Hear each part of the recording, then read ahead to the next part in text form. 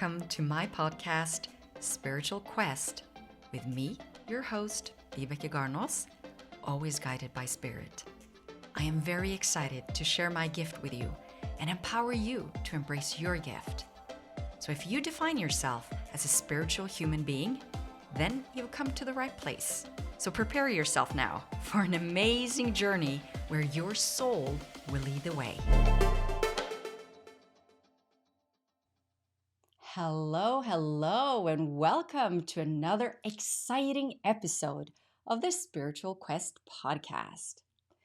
When we start exploring our spiritual journeys, we are intuitively drawn to certain modalities or perspectives that resonates with us. We're naturally drawn to certain people, books, and teachings where the energy activates something deep inside us, helping us unlock our innate power.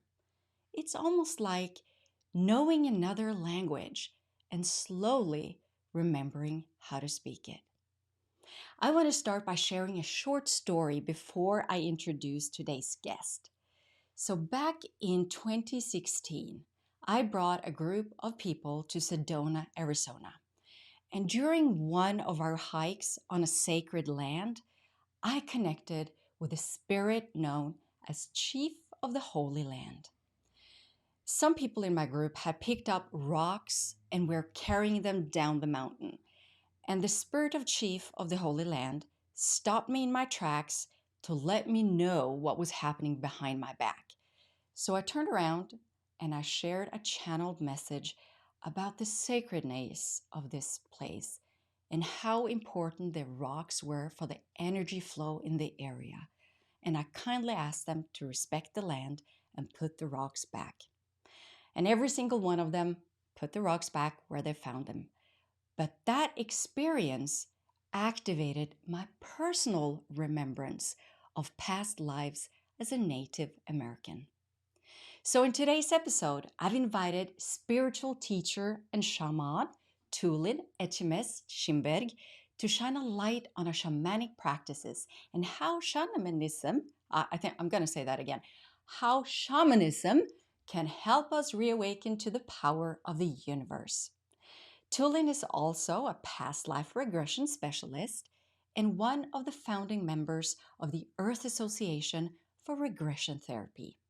She has her own school, the Unicorn Transformation Studies, in Turkey, where she teaches regression therapy, ancestor healing, shamanic practices, and women's studies. Tulin believes that by healing the past, we heal the present moment and the future, which I can truly resonate with. It's my deep pleasure to welcome Tulin to the Spiritual Quest podcast. Welcome, Tulin. Thank you very much. It's very nice to be here.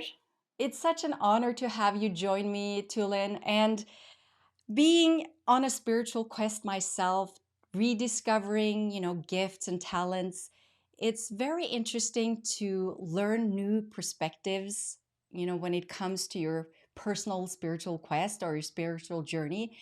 And like I told in the story I just shared, I've been reawakened to some, I would say, shamanic interest. And I thought I would bring you on and have you dive even deeper into that knowledge and to share knowledge, wisdom, and insight about how we can practice shamanism.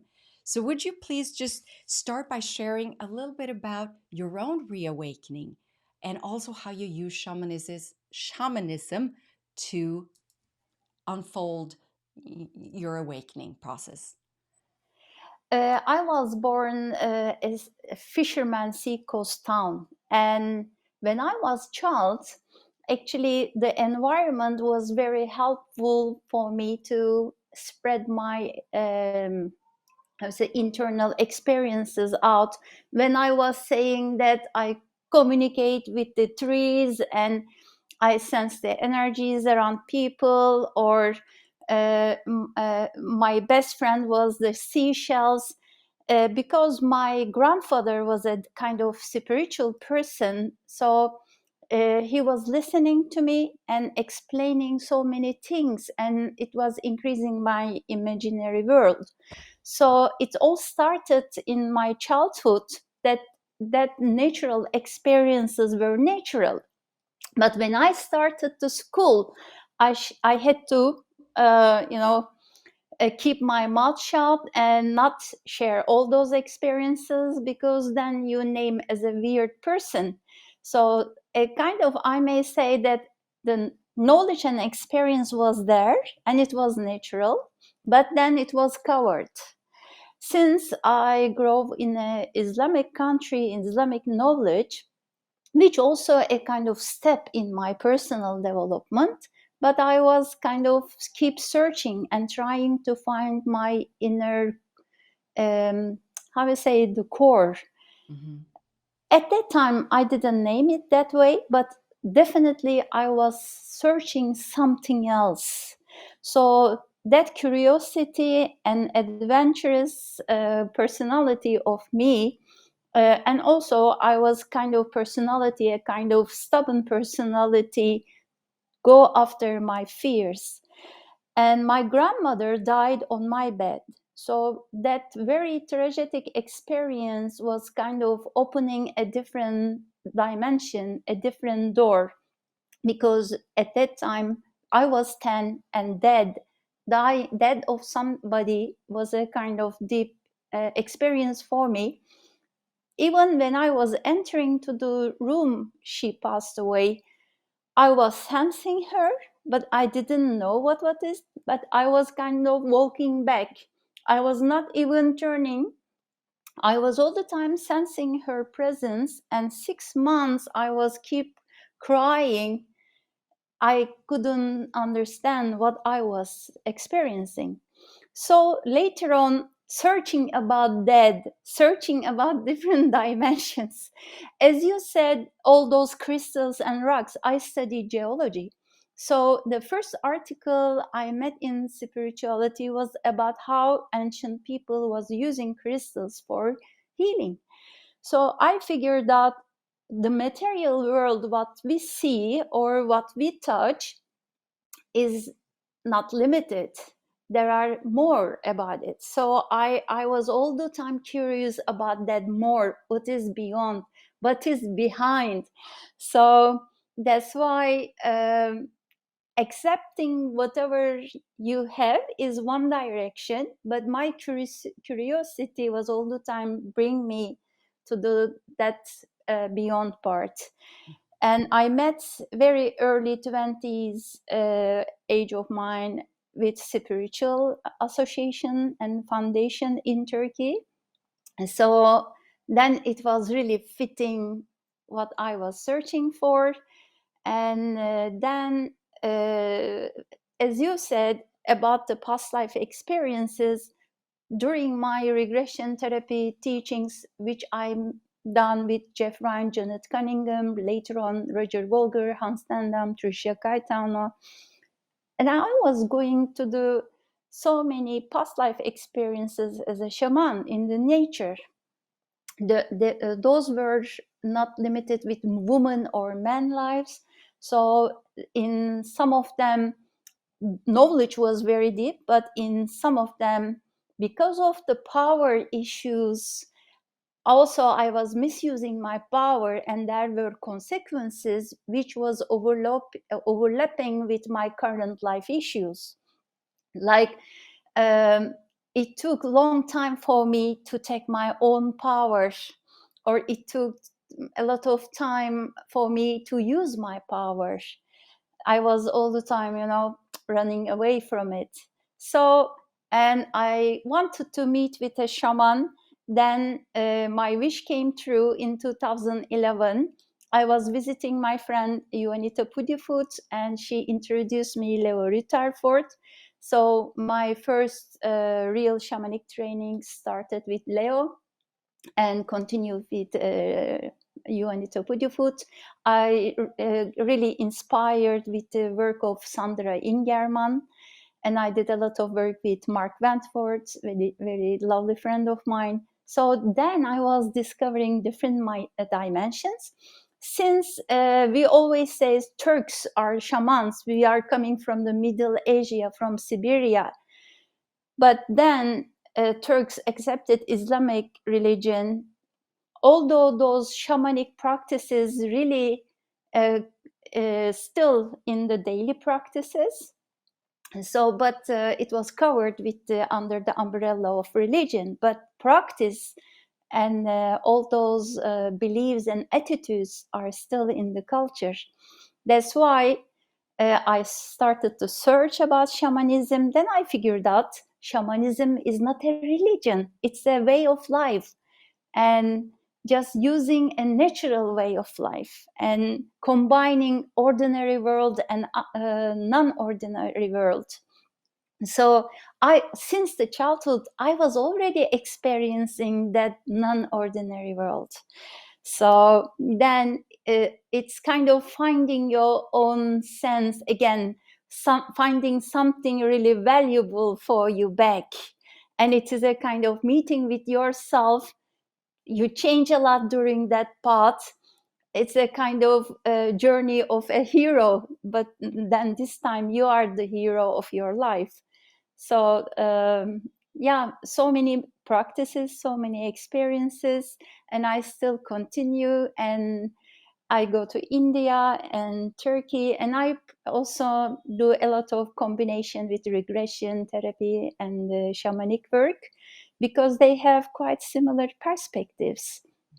And with you, we were experiencing also life after life. So it's all, you know, the source, the essence is the same. When you're speaking about the shamanism, there's so like it's a huge what would you call it, mythology. There's other perspectives on how shamanism is how would you say it, practiced in, you know, there's different way of practicing shamanism. So could you share a little bit about the way you practice shamanism? Is there do you define it somehow, or is it everything goes under shamanism, or is it different mythologies based within shamanism? Did you When you understand? go Yeah. to Siberia or like Native America or Africa or Aborigines or Europe, you know, you can see sometimes the maybe terminology is can change, but the perspective is quite the same. For example, shamans, they accept the other dimensions, so accept life after dying, and uh, everything is energy for shamans. So sometimes, as I said, terminology can be different, or maybe let's start from there. They were describing the world in different dimensions. So when we say the ordinary world is the world what we experience with our five senses, but they were naming that all those beyond the five senses as non-ordinary world. So in that non-ordinary world, they divide its upper world, middle world, and lower world. Lower world actually is action, the below or heart. And so middle world is where we live, but it also covers the disease that people. So for according to the shamans, uh, the dead people, they don't go somewhere else. They are also in the energy field of the world, and but it is like kind of vibration is different. So they were taking everything as an energy. Upper world was much more the purpose, aim, or spiritual guides and teachers. So uh, and also they were kind of searching for the dimensions, meaning of the dimensions. For example, south, according to the middle American natives, uh, was representing the water element. The north opposite side was representing the air element, and the west was related with earth, and the east was related with the fire element. So, but maybe if you go to the Siberia, then they I don't know exactly, but let's say instead of south is representing the water element, they shifted the dimension, and they, for example, they say, oh, the west is the water element. It doesn't matter, the knowledge is the same, but the intention for the direction can be different. Important thing is the intention. The basic principle, they knew about the elements, they were giving importance to connect with the spiritual guides and teachers, especially with the ancestors. They were all the time receiving guidance. They didn't have the cell phones, how the weather will be, when the storm will come. They didn't have any communication tools. So their communication tools were, they were kind of, how you say, receivers. And so they were looking the sky, observing the sky, and connecting with the animals, because they were in the part of the nature, or which, when there is an illness, which plant is will be help for coughing or different kind of illness, or when you injure, what kind of plant will stop the bleeding, for example, because the conditions of nature, the living conditions, were tough, and they, to survive, they had to stick together and be alert for the outside world, but from the other side, they were also sharing their inner world with the dreams. So according to those native cultures, they name themselves shaman. It's coming from the Tungus tribe from Siberia. Anthropologists, they name it as a shaman, or they didn't say, they didn't have any religion. They didn't name those practices as shamanism. They were just only practicing. It was natural for them, and usually for those sensitive people who were that from the childhood they could see who will be the sensitive and can be, how you say, tendency to be a shaman. And the shaman herself or himself was devoting herself to the whole tribe. So it was not easy thing, because whenever there was something new, the shaman had to bless it, had to send the bad spirits away. When somebody was ill, they had the perspective of a soul part is missing. So the shaman was journeying and finding that missing part and bringing back and blowing to the energy field of the person. So, or when there is a war, all the preparations of the soldiers, or when there is need of food, for the hunters, which direction they have to go to find the buffaloes. So they didn't have all satellites showing where is the all a bunch of animals, and or where is the water source. So they had to have synchronicity with the energy of what they are searching. Now we use that system in the electronics and the communication, but we need some tools, and we develop technology for that.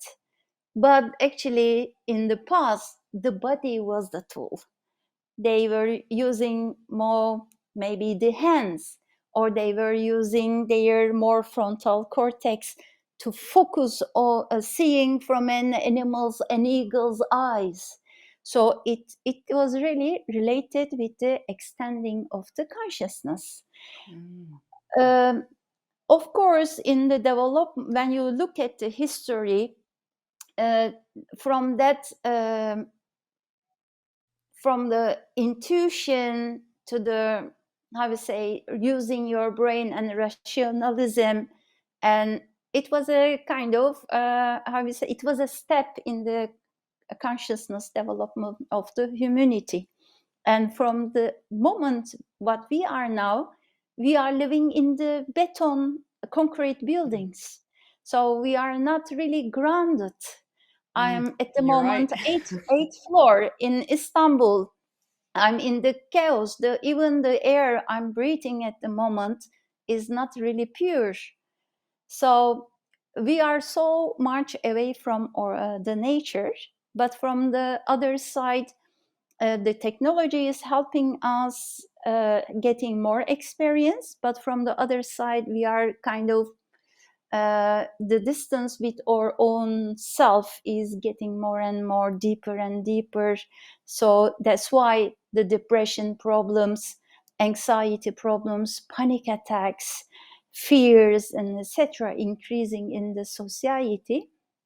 So that's why, like as I described, in the childhood we were all connected, then that connection is gone, and in the adult self now we need to re-establish that connection again. So it is same in the human development. As a society, we were connected with the nature, with the rationalism or the uh, how to say rationalism. Then we lost that connection. We established different levels, and now we need to remake the connection again with a different level of consciousness.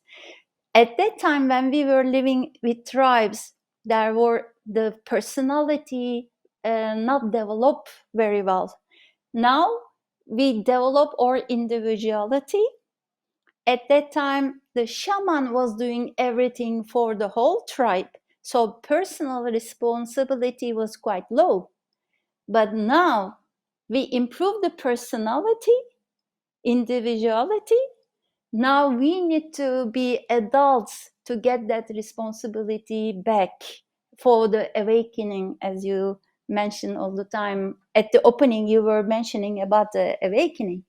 So as a period of time, it is the time to re-establish that communication and re-awake again. But awakening in a different level, we will be not the child, but that pure energy, that source is still there. So what I do, I'm not a shaman, I'm a shamanic practitioner. I use the ancient knowledge to adapt current daily modern life. So okay, we don't have a chance to go to the nature and do the drumming, but now I just received my drum. I would like to show. Here it is. So this Beautiful. is a, yeah, maybe like this. Yeah. You can see more. Oh, wow. Oh, explain. Yeah, I can see you have a unicorn there. There's different symbols on it. So how Yes, strong are symbols in animal symbols and stuff within the shamanism practice? power animals are actually our internal sources. So they are already there, but they are kind of in a sleep. So to awake that power, first, you need to have a possibility to expand that power, to manifest that power. For example, before you got married or intention to be a mother, that motherhood will be on a sleep. Whenever you decide to be a mother, or shall I have a baby or not, then when we got a position in life, then that power needs to be wake up. Like sometimes it's kind of you in the childhood development, you don't give the matches to make fire to a 3 years old child, because that child doesn't have the knowledge to use that fire.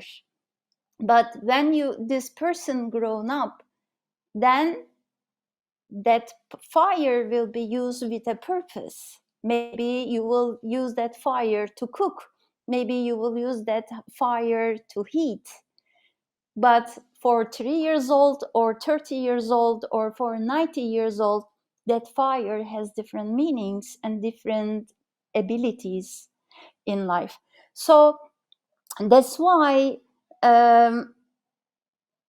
like those power animals are symbolic, archetypal, as Carl Jung said, and the archetypes are the universal behaviors which is we all carry. But according to our personality, according to our needs, we just kind of put this power to sleep. But there are some positions in life that we need to reawaken those powers. Then we need to use that power.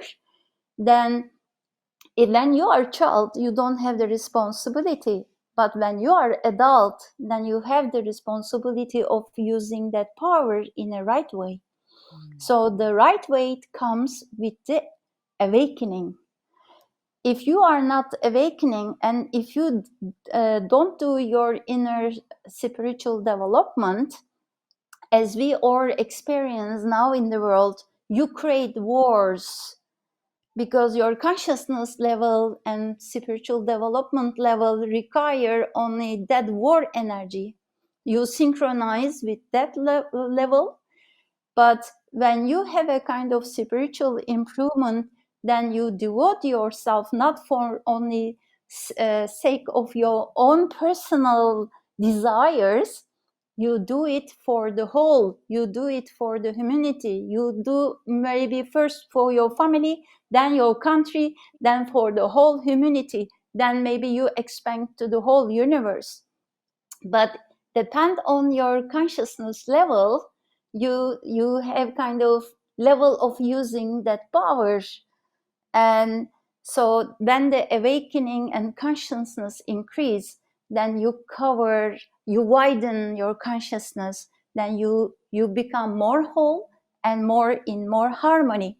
So when we see this harmony, when there is a harmony is missing, that means that level of the consciousness still need strong, powerful experiences or traumas to learn. We are in duality world, so sometimes we learn love with the way of lack of love.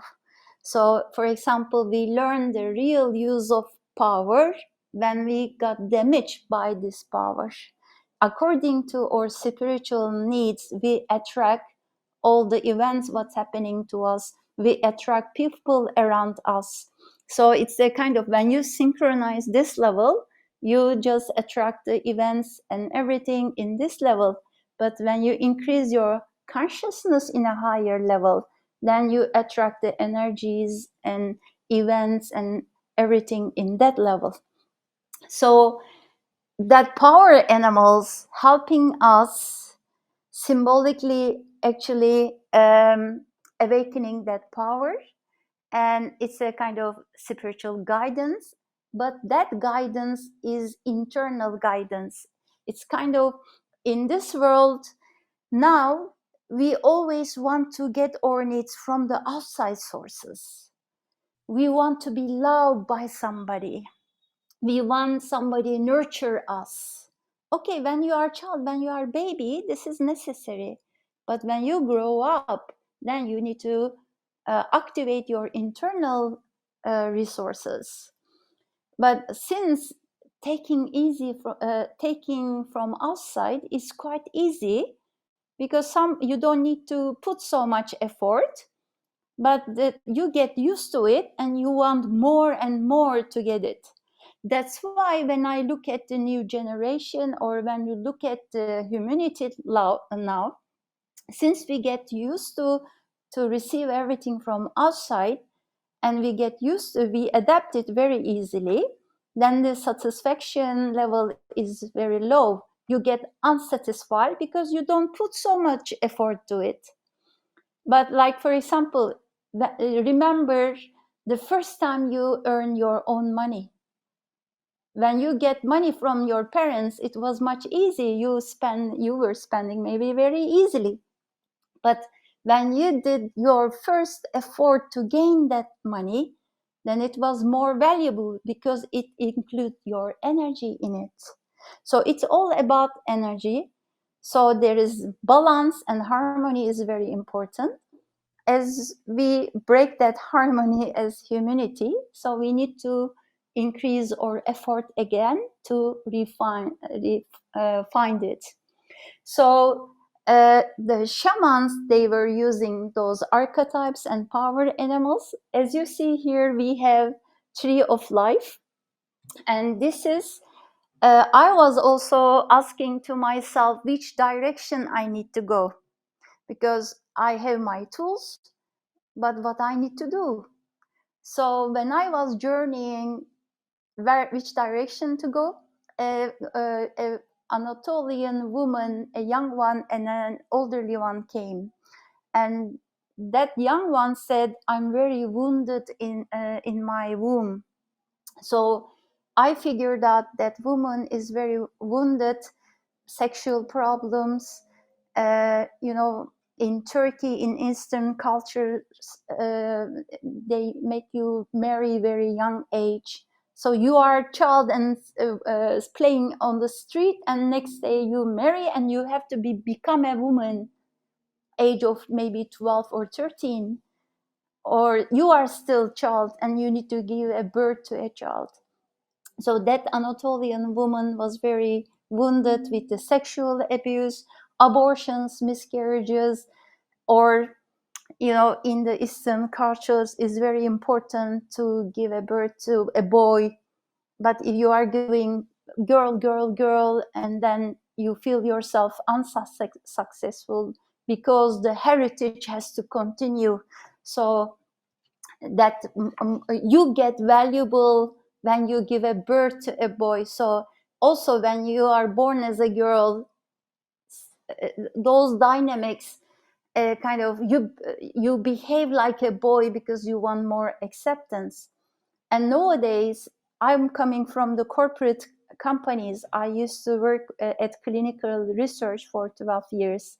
So in that environment, to be accepted, I figured that I observed that many women behave like a man, not using their feminine powers and energy. That's why they lose balance. They more move to the masculine side. So then, when I was journeying, I have to do some work with women, and this is my name means mirror, and here is my mirror. And also another mean is, there are sparkling part around the moon, full. Just imagine about the full moon. There is a kind of chamber around the moon. So Tulin also means that chamber around the moon. So when Beautiful. I did my journey, so it was kind of reflections from Tulin's moon mirror.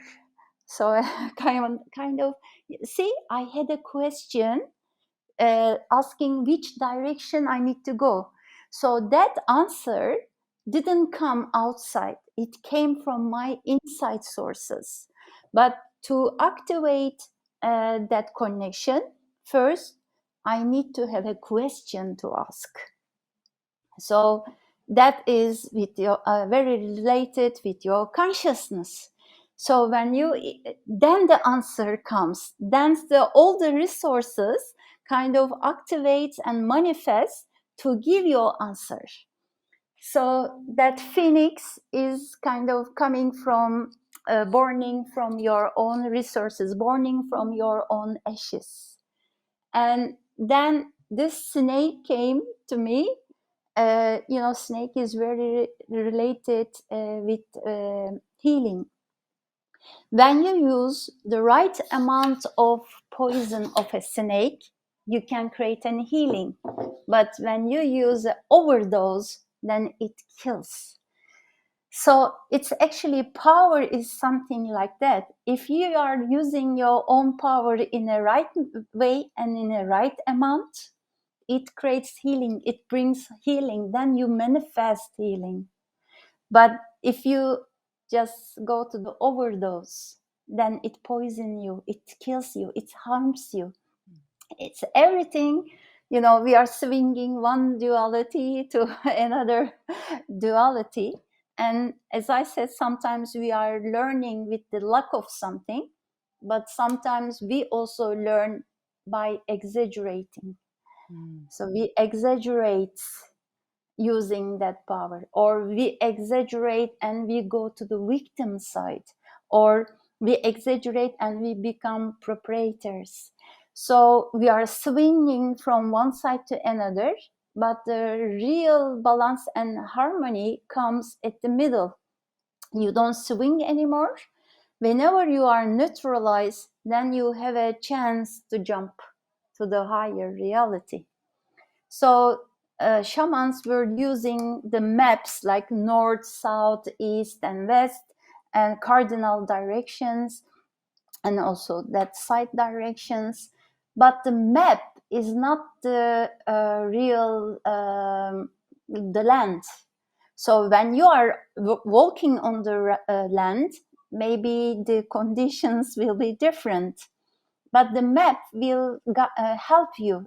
It's a tool, and you need to learn to read the map.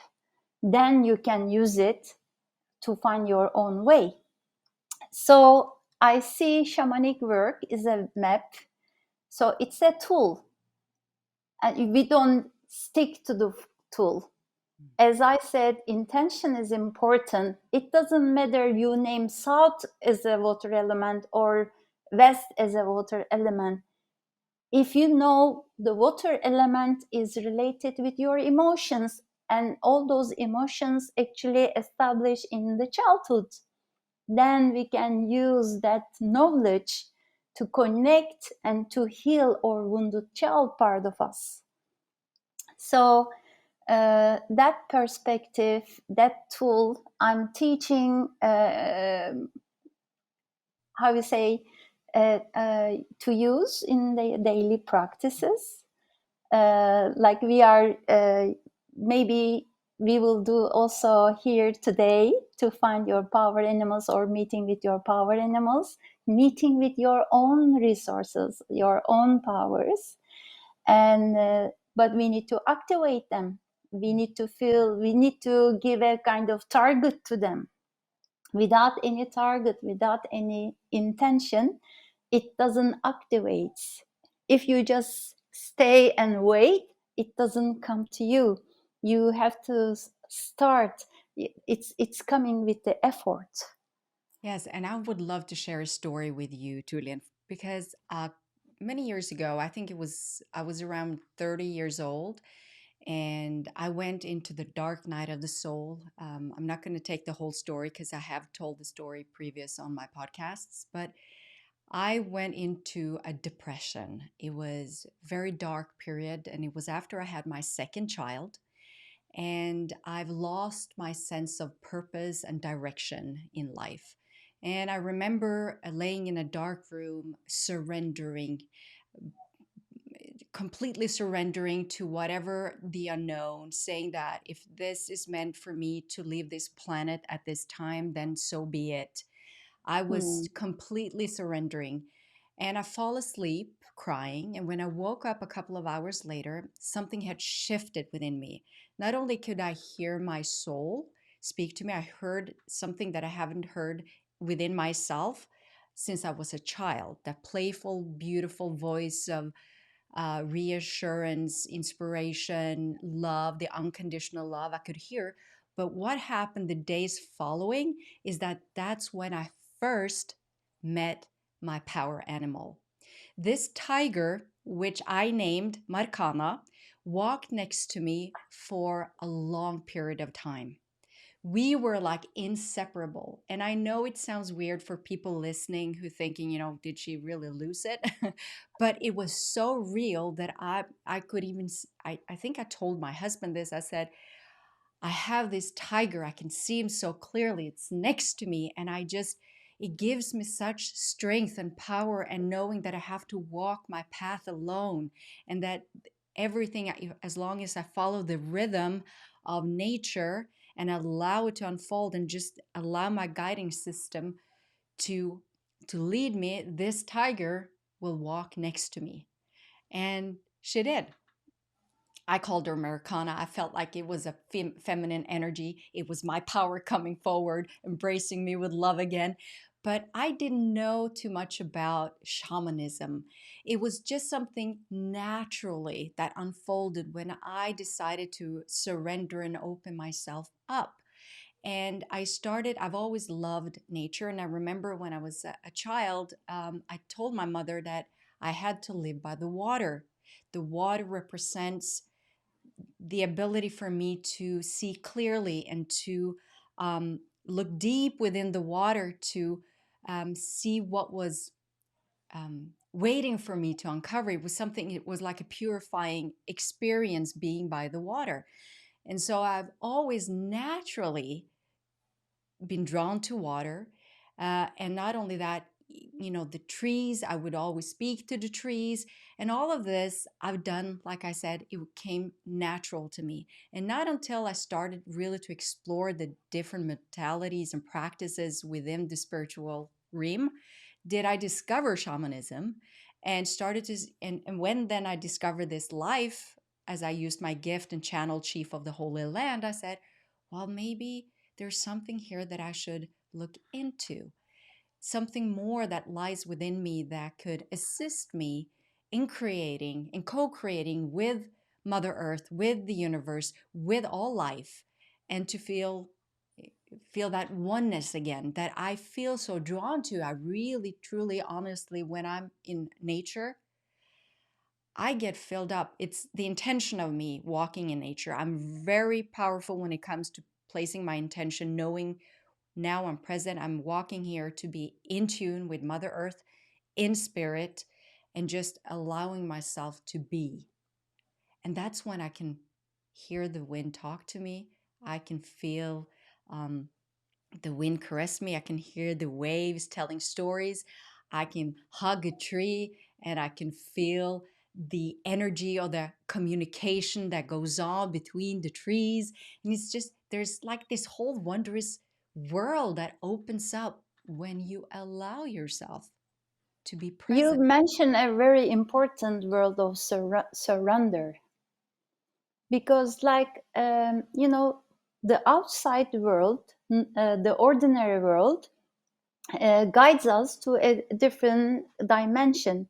So there is a kind of structure, and you are trying to fit in that structure.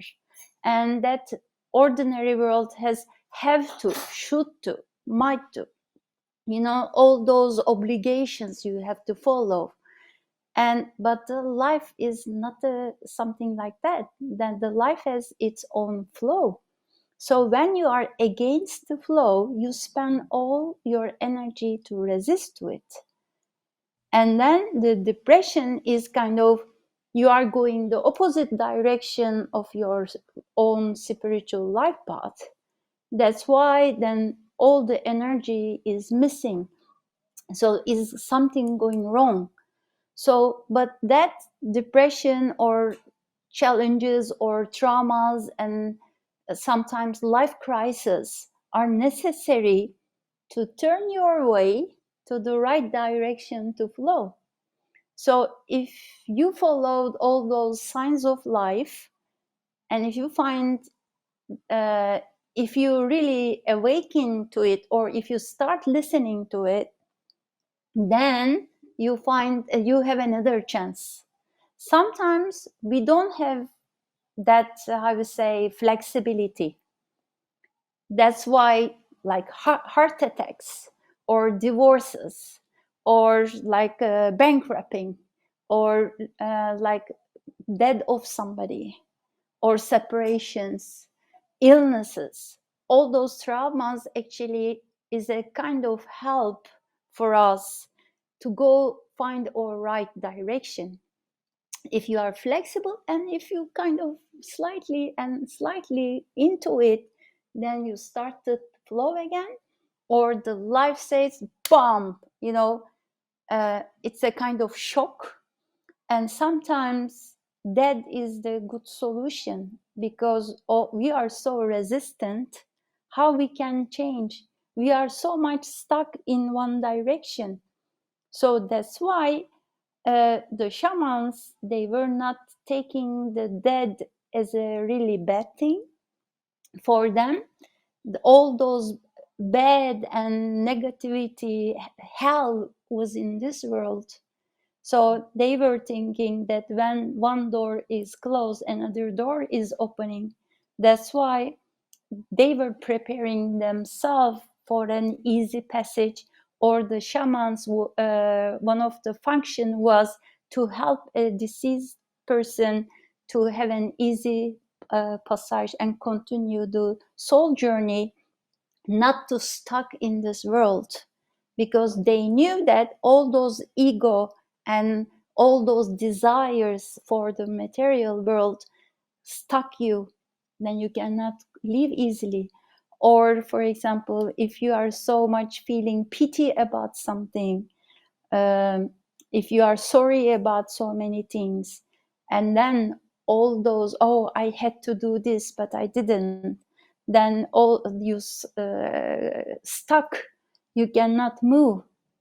And the life is okay, we have sometimes circles, the chambers, we are in the same pattern, but whenever we get a consciousness and when we ask why I am experiencing this, then kind of you just disassociate yourself from it, then you see from outside, then you can get the source, then you can go into it and you can shift.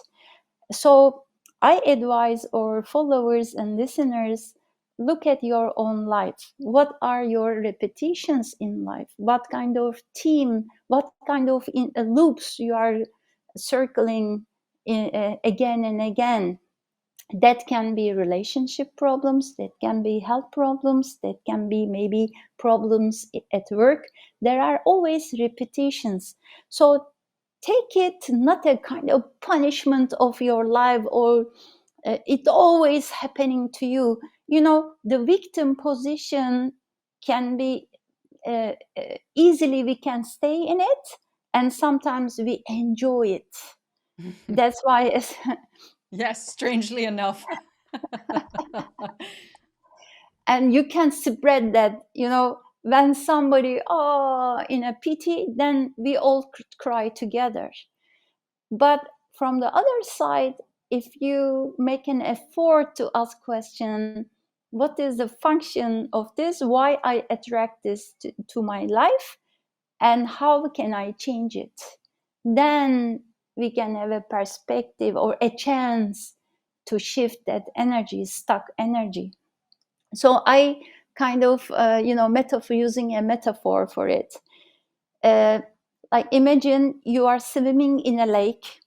You know, in the bottom of the lake, there are some seagrasses.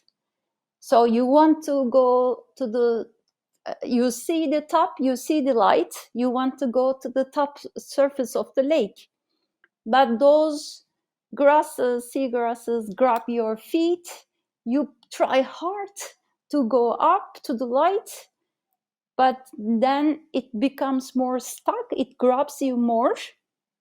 Actually, to release those grasses which is grabbing you, you just need to stop and just leave it.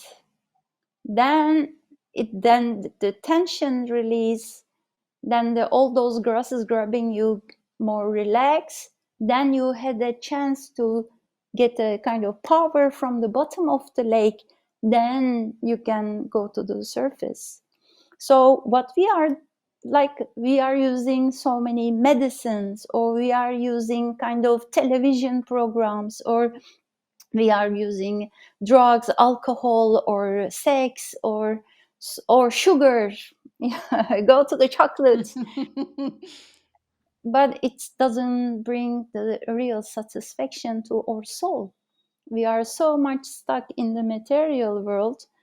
It okay, we are learning into in it. This is a kind of experiencing the material world is the main target of the soul.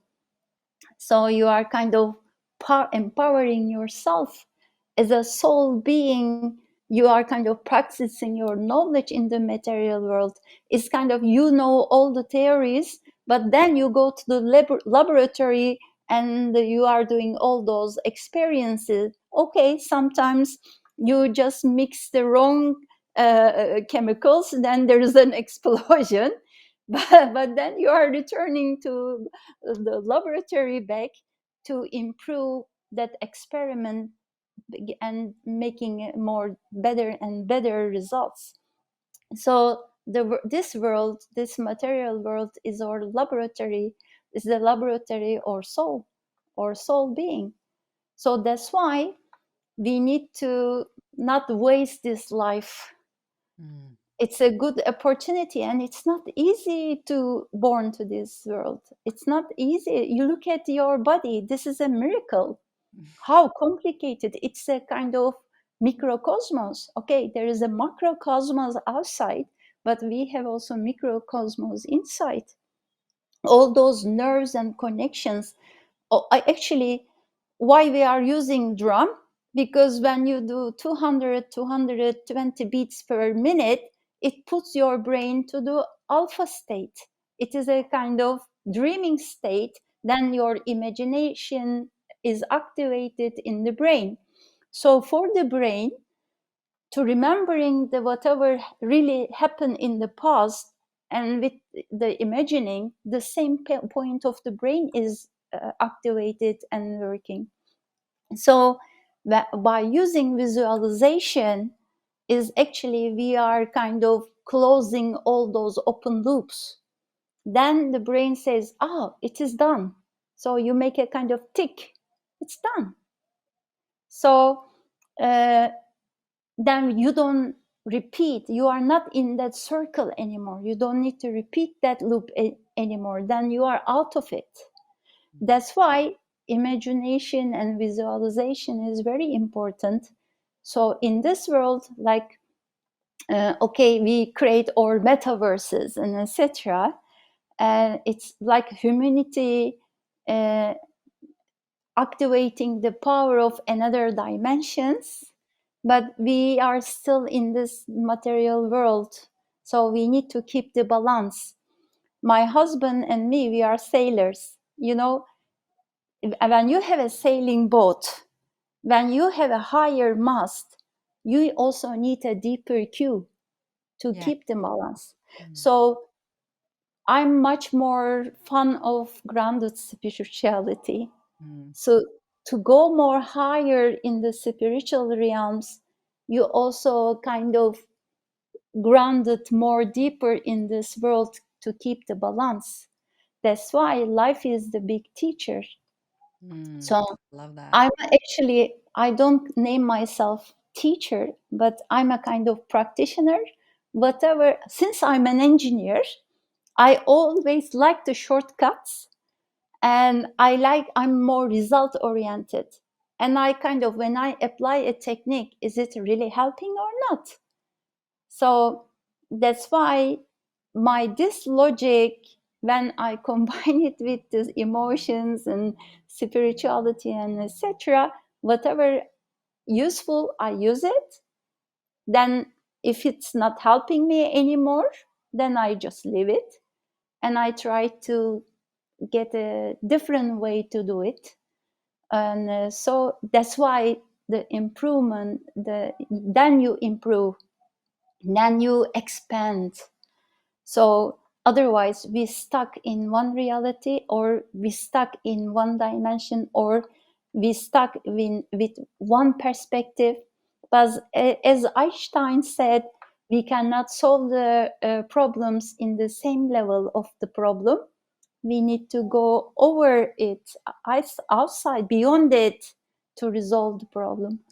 So that's why that shamanic practices, regression therapy or ancestor work, so many practices, or healings, there are so many practices.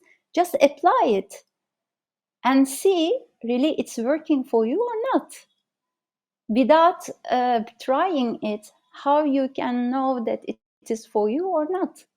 You're right. So And trusting uh, your intuition when there's so much out there that you can just Google spiritual practices. You're going to be overloaded by techniques and methods and whatever. So I think it's very important to listen intuitively to what resonates And then, like you said, expand as you move along, and you will see that some of these practices might needed to adjust to fit your new resonance within that new vibration.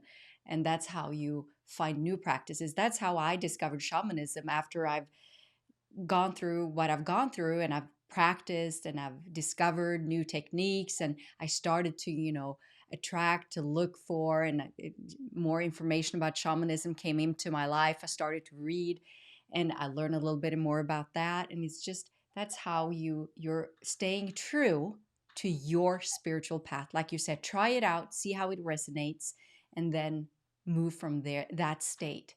I think that's a very powerful message to bring to anyone listening. And we don't need to name it. We don't name the I'm shaman or something. Like when I was in India, being a guru is an important thing, a statue. They kind of try to name me as shamanic guru. And I said, no, I'm not a guru. Then they said to me, what you are? I said, I'm kind of seeking. And I'm a finally we seeker were of truth, my universal truth. no, then I said, okay, if you really want to give me a name, then you can name me Chief Seeker. Oh, I love that. I love that. Yes, it's so funny because every time people ask me if I do an interview or it's always been that way. So, what do you call yourself? And I'm like, well, there's so many labels and I don't resonate with any of the labels, but sometimes I decided just to come up with my own label, which I usually use now, which is New Earth Strategist. That's how I look at myself when I go out into the world. I want to find new strategies, new perspectives, and I want to make sure that it's all about creating a better, more loving, high vibrational Mother Earth where everyone lives through oneness and compassion, a more compassionate world. What is better than that? So I make up my own, just like you. Yes, we are compassionate seekers. What or compassion is about finding our core self or authentic self or real self. Because what we experience that we are not limited with this body. So we are not limited with our emotions or feelings or thoughts or beliefs. We are more beyond that. So you gave the water example. So I want to expand that metaphor that we are like a flying fish, like we are in the water, in the ocean. So it is, or let's name it, it is the ordinary world for us. We are so used to live in the ocean. But then there is a kind of something attracting us to the surface. Then you develop your wings, and then you just go over your ordinary world. You fly and fly and fly, but again you are back into your own ordinary world. But by flying we experience that uh, different transpersonal altered states. So that altered states, like flying over another dimension, another realm, you are back to the earth again, to the your ocean. But each time then you try to extend the period of staying in the air or staying much longer. And when you see the others staying together with you longer, you just try to make it much longer. Or when you do it together, then it is much deeper. Maybe you go much higher. The thing is, we are back to the ocean always. Mm. Uh, so we have to remind ourselves the life is the real teaching. That's why we are here. That's why we are in this world, to experience the material world. And but those experiences will turn to more deeper core knowledges. And so those altered states of mind showing us there are more other dimensions. We are not limited with that dimension, but still we are in this ocean. Mm. So, when we die, the body will stay here, but our consciousness will carry all those experiences to different dimension as the consciousness, uh, and that our soul will be awakening it's in it, and the personality will stay here. Tulin or Vibeke will stay here, but what will continue? Not depend on that personality. The personality has gaps. Personality has ego. And ego is our kind of engine. That's why with this ego self, then we move, we action. Otherwise, we stop. And that's why, or that ego self creates our desires. But the thing is, you create an energy, but which direction you will guide that energy to? So that's why it's our challenge in this world. With whole humanity has that challenge. We have the knowledge, we have the ability, but will you use that power and knowledge for the uh, higher purposes of the humanity, or with the ego self to get a kind of power gain? So the power game always play over money, play over sexuality, play over kind of authority, and etc. The thing is, if you have a kind of teenager, then your parents, your authority, and then they tell you what to do because they have, let's say, wider consciousness. They kind of know what is good for you or bad for you. But now, as a humanity, we have to grow up. That means growing up is taking your own responsibility. So, but now it is easy for the majority to give the power away and to behave like a teenager is the easy way because they tell you what to do. But Yeah, when you you don't have have, to look far. You can just pick up your iPhone or your phone. You'll see you're giving your power away. Well, thank you so much, Tulin. I mean, time is flying and I'm having such a wonderful time with yeah, you.